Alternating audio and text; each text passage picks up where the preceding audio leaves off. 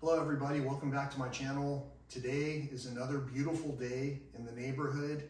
I want to start out by reading something from my little black book. Do you not know that in a race all the runners compete, but only one receives the prize? So run that you may obtain it. Every athlete exercises self-control in all things. They do it to receive a perishable wreath, but we an imperishable. So I do not run aimlessly. I do not box as one beating the air, but I discipline my body and keep it under control, lest after preaching to others, I myself should be disqualified. That was, again, from my little black book here.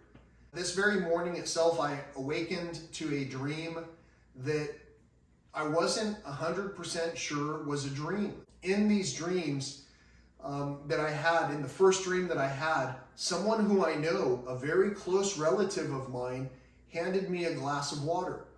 Now, they did this right before I was about to leave their residence, and in my dream, I was driving, and in order to drive, I needed my hands so I could, put the car into gear, hold the steering wheel, all those things we typically do when we're driving.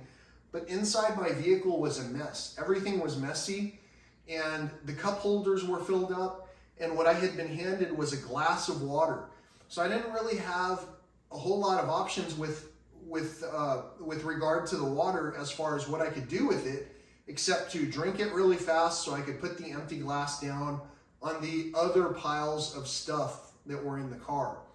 And I started to wonder if maybe my dreams have been infiltrated by circumstances where I'm taking not only food, but also water on a regular basis. And that's maybe possibly transcending into a very real circumstance where I have to wake up many times to pee.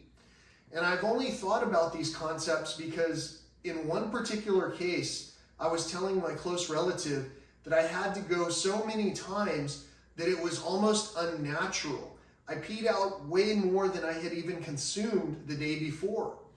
So I started thinking again about, things that I've read in my little black book that talk about fasting, about dreams, about training, as if we are in an actual contest. But it's not a contest where we're competing against one another.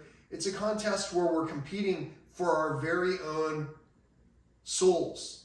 And so I've begun this journey some time back, and I've continued to explain to others why certain topics in this little black book are relevant, such as fasting, thinking about what we're doing as if we are intentional about what we're doing.